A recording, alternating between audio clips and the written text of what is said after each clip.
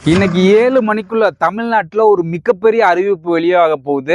ஒன்னு தமிழ்நாட்டுல விஜய் அவர்கள் முதலமைச்சரா பதவி ஏற்பாங்க, இல்லாட்டினா மெஜாரிட்டியை காட்ட தவறிட்டாங்க அப்படின்னு சொல்லி ஆளுநர் ஆட்சி தமிழ்நாட்டுல அமலுக்கு வரப்போகுது. தமிழ்நாட்டுல விஜய் அவர்கள் முதலமைச்சரானா தமிழ்நாட்டுல ஒரு புரட்சி ஏற்படும் அப்படிங்கறத நீங்க நம்புறீங்களா? இல்லாட்டினா மத்த கட்சி மாதிரிதான் இந்த கட்சியும் இருக்குமா?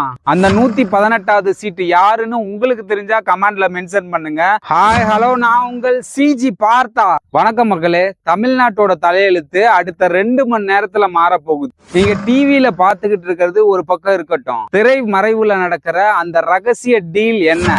விசிகாவோட அந்த 2 எம்எல்ஏக்கள் இப்ப எங்க இருக்காங்க? யாரு கோட்டைக்கு போறா? கிளாஸ்மேட்டா இல்ல மாஸ்மேட்டா? ஸ்கிப் பண்ணாம பாருங்க. இப்ப வந்த லேட்டஸ்ட் அப்டேட் உங்களுக்கு தெரியுமா? ஆளுநர் மாளிகையில இருந்து ஒரு தகவல் வெளியாயிருக்கு. இன்னும் கொஞ்ச நேரத்துல தாவேக தலைவர் விஜய் அவர்கள் ஆளுநரை சந்திக்க போறாங்க.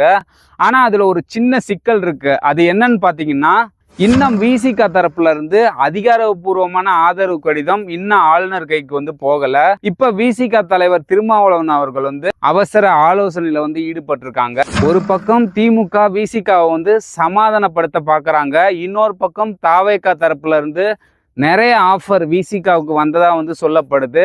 அதுல முக்கிய ஆஃபர் என்னன்னு பாத்தீங்கன்னா, துணை முதல்வர் பதவியை கூட விசிக தலைவர் திருமாவளவனுக்கு தரதா சொன்னத மாதிரியும் ஒரு தகவல் வெளியாயிருக்கு. இப்ப அந்த 2 எம்எல்ஏக்கள் தான் கிங் மேக்கர். இன்னைக்கு காலையில இருந்தே காங்கிரஸ் அலுவலகத்துல பயங்கரமா சண்டை நடந்திருக்கு. ஒரு பக்கம் ஏன் நம்ம தாவேகாக்கு ஆதரவு கொடுக்கணும் அப்படின்னு சண்டை போட்டிருக்காங்க.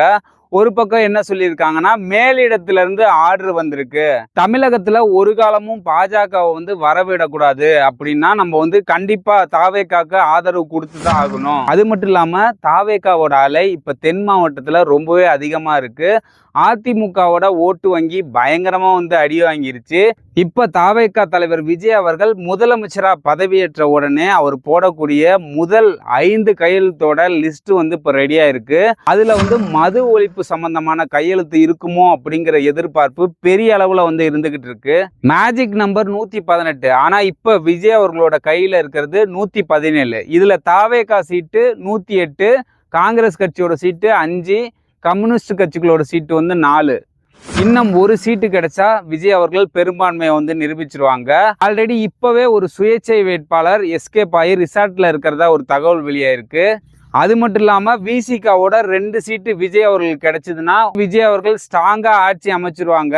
ஆனா விசிகா தரப்புல இருந்து ஒரு நிபந்தனை போட்டிருக்காங்க, ஆட்சியில பங்கு, அமைச்சரவையில இடம் அப்படின்னு சொல்லியிருக்காங்க. ஆனா விஜய் அவர்களோட கொள்கை தனித்து நாங்க ஆட்சி அமைப்போம் அப்படிங்கிற மாதிரி சொல்லியிருந்தாங்க. இப்ப கூட்டணி கட்சிகளுக்கு அமைச்சரவையில பங்கு கொடுப்பாரா அப்படிங்கிற ஒரு பெரிய டிபேட் தான் இப்ப சோசியல் மீடியால வைரல் ஆயிட்டு இருக்கு. ஓகே, மீண்டும் ஒரு புது அப்டேட்டோட உங்களை சந்திக்கிறேன். ஓகே, பாய். உங்கள் சிஜி பார்த்தா.